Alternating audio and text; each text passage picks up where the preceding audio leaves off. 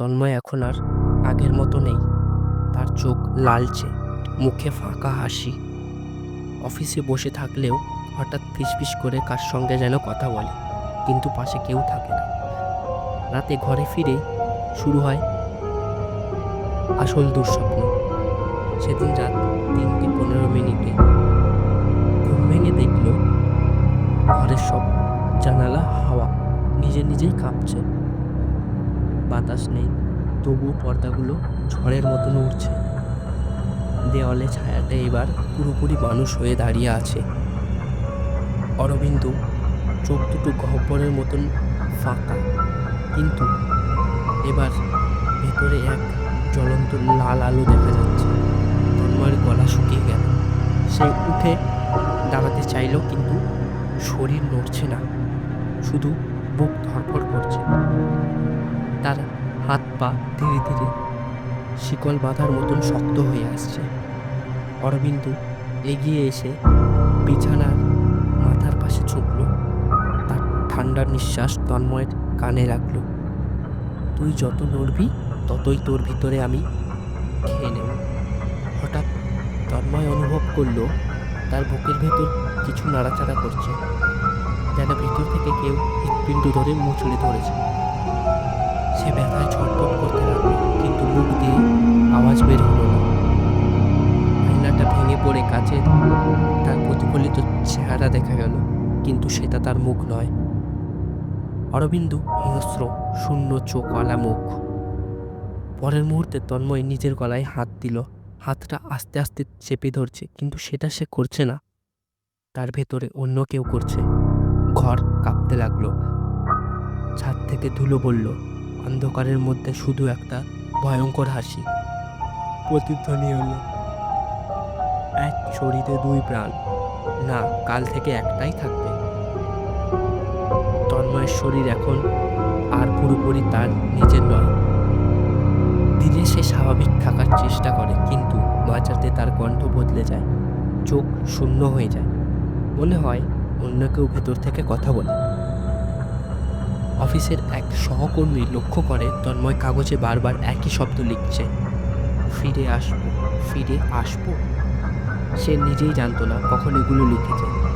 সেই রাতে 3:20 ঘরের বাতাস হঠাৎ বরফের মতন ঠান্ডা হয়ে গেল। আয়নায় তন্ময়ের প্রতিবিম্ব নড়ে উঠল, কিন্তু এবার মুখটা অরবিন্দের। অরবিন্দ ফিসফিস করে বলল, তুই তো জানিস না কেন আমি মরেছিলাম। তন্ময়ের চোখ বিস্ময় হয়ে বড় বড় হয়ে গেল। সে কথা বলতে চাইল, কিন্তু মুখ দিয়ে কোনো শব্দ বের হলো না। অরবিন্দ নিজেই উত্তর দিল, আমাকে মারা হয়েছিল এই বাড়ির ভেতরে। আমার ছাত্ররা, তারা আমাকে বিশ্বাসঘাতক বলেছিল, কিন্তু আমি জানতাম ওরা সবাই অভিশপ্ত হবে। মৃত্যুর পর আমি শরীর খুঁজছিলাম, এবার পেয়ে গেছি। হঠাৎ ঘর জুড়ে ছায়ারা নড়তে শুরু করলো। একটার পর একটা অচেনা মুখ, কিশোর ছাত্রদের মতো দেখতে, কিন্তু চোখ গভীর শূন্যতায়। তারা সবাই একসাথে ফিসফিস করে বলে উঠল, আমরা ফিরেছি, কিন্তু তুমি আমাদের বিশ্বাসঘাতক। অরবিন্দুর মুখ ক্রোধে বিকৃত হয়ে গেল। তন্ময়ের শরীর থরথর করে কাঁপতে লাগলো, আর অরবিন্দ তার ভেতর থেকে গর্জে উঠল, তোমাদের থামানোর জন্যই আমি বেঁচে উঠেছি। ঘর কাঁপতে লাগলো। জানালার কাজ ভেঙে গেল। তন্ময় হঠাৎ বুঝল সে শুধু এক ভৃতের কবলে নয়, বরং বহু আত্মার মাঝখানে আটকা পড়েছে। তন্ময় এখন প্রতিদিন 2 সপ্তাহ টানাপোড়েনে বেঁচে আছে। দিনে সে মানুষ, রাতে তার শরীরের ভিতর অরবিন্দ। অষ্টম রাত 3:25 হঠাৎ সে ঘুম ভেঙে দেখল তার ঘরের মাঝখানে লাল চক দিয়ে আঁকা একটা বৃত্ত জল করছে। বৃত্তটার ভেতরে দাঁড়িয়ে আছে অরবিন্দ, আর চারপাশে ছায়ার মতো ছাত্রদের ভৌতিক মুখ।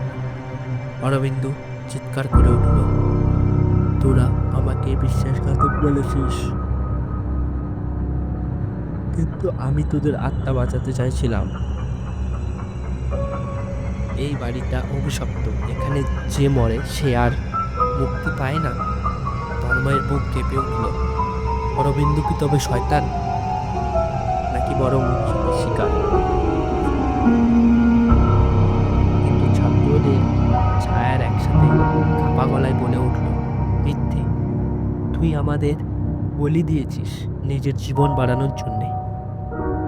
তন্ময়ের চোখে ঝাপসা হয়ে চারপাশে দেখল পুরনো দৃশ্য ভেসে উঠছে। ক্লাসরুমে অরিন্দম মন্ত্র পড়ছে, কয়েকজন ছাত্র রক্তে ভিজে পড়ে আছে, আর অরবিন্দ হাসছে, হাতে লাল কালারের একটা বই। তন্ময়ের কানে অরবিন্দর গর্জন উঠল, ওরা যা দেখাচ্ছে সেটা পুরো সত্য নয়। সত্যি জানলে তুই আমাকেও বাঁচাতে চাইবি। তন্ময়ের ভিতর দ্বন্দ্ব শুরু হলো। সে বুঝতে পারছিল না অরিন্দম আসলেই অভিশপ্ত নাকি সে অভিশাপের মূল কারণ। হঠাৎ ছায়ারা একসাথে তন্ময়ের দিকে হাত বাড়িয়ে দিল। ঠান্ডা বাতাস তার শরীরকে ঢেকে দিল, আর অরবিন্দু গলা ফাটি চেঁচিয়ে উঠল, তুই ঠিক কর, আমাকে বাঁচাবি না তোদের সঙ্গে মরবি। ঘরটা অন্ধকারে ডুবে গেল, শুধু তন্ময়ের বুক ধরফর আর কান জোড়া ফিসফিসানি। একজনকে বেছে নিতে হবে। তন্ময় কার দিকে ঝুঁকবে? অরবিন্দু কে বাঁচিয়ে নিজে দেহ হারাবে, নাকি ছাত্রদের বেছে নিয়ে অভিশাপে জড়িয়ে যাবে? ঘরটা অন্ধকারে ডুবে বাতাস ঘন আর ঠান্ডা হয়ে গেল। তন্ময়ের বুক ধড়ফড় করছে, আর ভেতরে অরবিন্দ ফিসফিস করছে, এখনই সিদ্ধান্ত নেবে, নইলে তুই জীবনই হারাবে। ছায়ারা চারপাশে দুলছে, তাদের চোখ লাল রঙের অগ্নিশিখা। তন্ময় জানে একটি পথ বাকি। হঠাৎ সে চোখ বন্ধ করে এক গভীর নিঃশ্বাস নিল। মন বলে ছাত্রদের বাঁচাতে হবে। অরবিন্দু বাঁচলে নিজে দেহ যাবে না, আমি তাদের বাঁচাবো। তন্ময় চিৎকার করল। তাৎক্ষণিকভাবে ঘরের বাতাস ঝড়ের মতন ঘুরতে লাগলো। অরবিন্দুর ভেতর কণ্ঠ চিৎকার করে উঠল, তুই পাগল, এটা আমার শরীর, এটা আমার জীবন। ছায়ারা একসাথে তন্ময়ের চারপাশে ঘুরতে লাগলো। তন্ময় দেখল তার হাত পা শক্ত হয়ে আছে, কিন্তু মনে হচ্ছে ছায়ারা তার শরীর নিয়ন্ত্রণ করছে। অরবিন্দু ক্রমশ দুর্বল হতে লাগলো। হঠাৎ লাল চোখ দিয়ে আঁকাবৃত্ত ফেটে গেল। ছায়ারা বিক্ষিপ্ত হয়ে আকাশের দিকে উড়ে গেল, আর অরবিন্দুর কণ্ঠ শেষবার ফিসফিস করে বলল, একদিন আমি ফিরে আসবো। তন্ময় কেঁপে উঠল। ঘরের বাতাস শান্ত। সে কেঁদে কেঁদে বসে আছে। নিজের শরীর ঠিক আছে, কিন্তু মনে হচ্ছে কোথাও ভেতর কোনো শূন্যতা। দিনের আলোয় ঘর শান্ত, কিন্তু তন্ময় জানে এই অভিশাপ পুরোপুরি শেষ হয়নি, শুধু একটি দোলা থেকে যায়। অরবিন্দু আবার ফিরবে, আর সেই সময় তার শরীরের উপর কোনো দখল নেবে না সে জানে। সকাল হলো, বাতাস শান্ত, সূর্যের আলোর ঝলক ফেলে ঘরে তন্ময় মনে করছিল সব শেষ। অরবিন্দু আর নেই, ছায়ারা ছাড়িয়ে গেছে, শূন্যতায় শুধু ভেতরে রয়ে গেছে। কিন্তু হঠাৎ ঘরের এক কোণে ফিসফিস, তুই ভেবেছিস শেষ হয়ে গেছে? তন্ময় চমকে উঠল, দেখল অন্ধকারের কোণে এক অরবিন্দু ধীরে ধীরে বেরোচ্ছে, কিন্তু এবার শরীর নেই, শুধু কণ্ঠ, শুধু চোখে ফাঁপা আওয়াজ। তার সাথে একসাথে প্রায় দশক কজন ছাত্রের ছায়া ভেসে আসছে। ফিসফিস করে অরবিন্দু বলল, তুই বেছে নিলি তাদের বাঁচাতে, ভালো করেছিস, কিন্তু এই অভিশাপ শেষ হয়নি। এই বাড়িতে যারা আসে তারা আমার দোষ বেদনায় জড়াবে।